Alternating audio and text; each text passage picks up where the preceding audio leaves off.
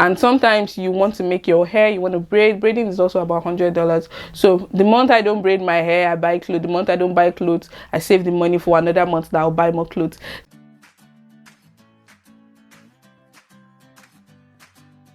Hey guys, it's your girl Wiz Queen back again with another video. If this is your first time on this channel, thank you so much for joining. Please consider subscribing down below and be sure to turn the post notification bell on as well, so you can get notifications each time I post a new video. And if you're a returning subscriber, this drink is for you. Thank you so much for joining my channel yet again. You know the vibes. Please give this video a thumbs up. Don't forget to leave a comment down below and don't hesitate to share with your friends as well.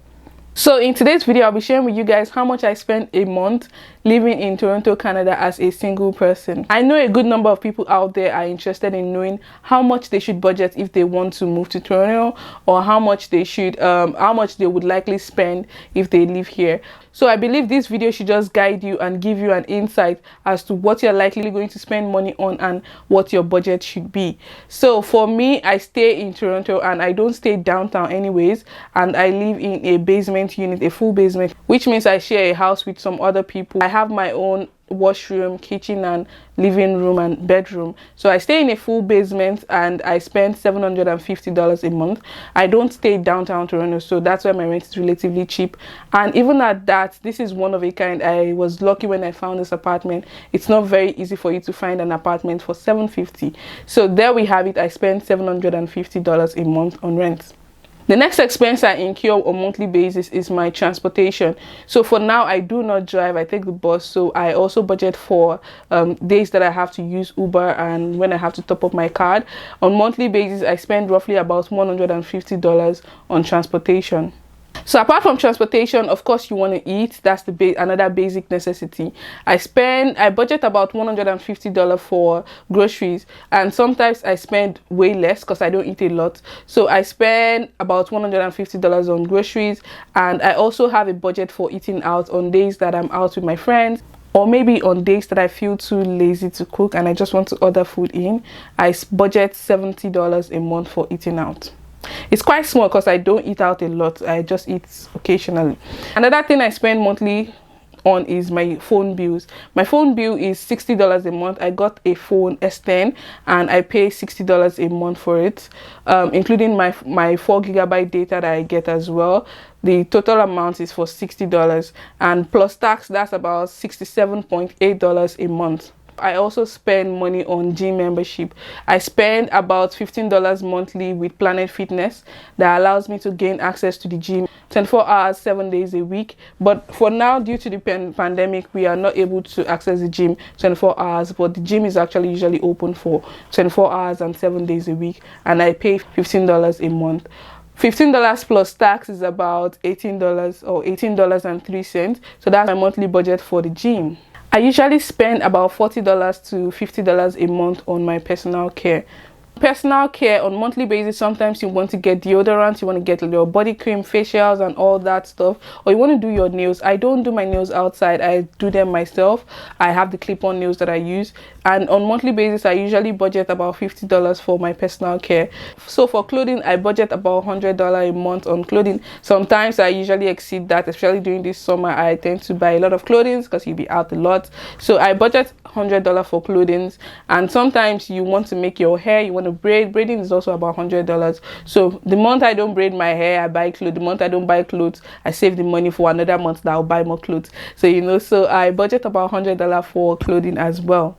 A very good way for me to save money on shopping is buying pre-loved items. For entertainment, because I like to hang out with my friends a lot, I budget $150. Sometimes we embark on road trips, we go on to places, sightseeing and other stuff. So I budget about $150 for outdoor entertainment on a monthly basis.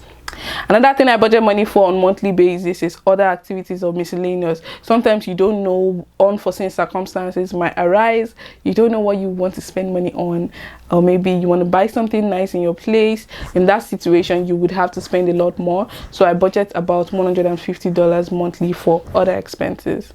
Another budget that I have, which I don't really use, is my household items. Sometimes I need like cleaning equipment, you need like toiletries, you need other items for your house and some decorations or something. I budget $100 on monthly basis for my household items, but I don't really, most of the times I don't really buy a lot of things from it, but I also have a budget of $100 for it. So overall on monthly basis I budget about $1,800, which sometimes I spend more than and other times I spend way less. Let me show you guys how much I've spent so far this month.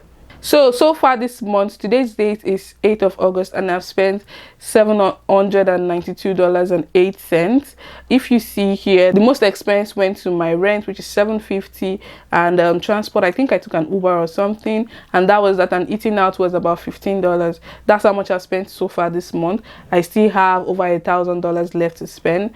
I don't know what I'll be spending this money on. My groceries, I'm yet to buy any groceries this month because I still have food from last month. So maybe by next week I'll go on my grocery shopping.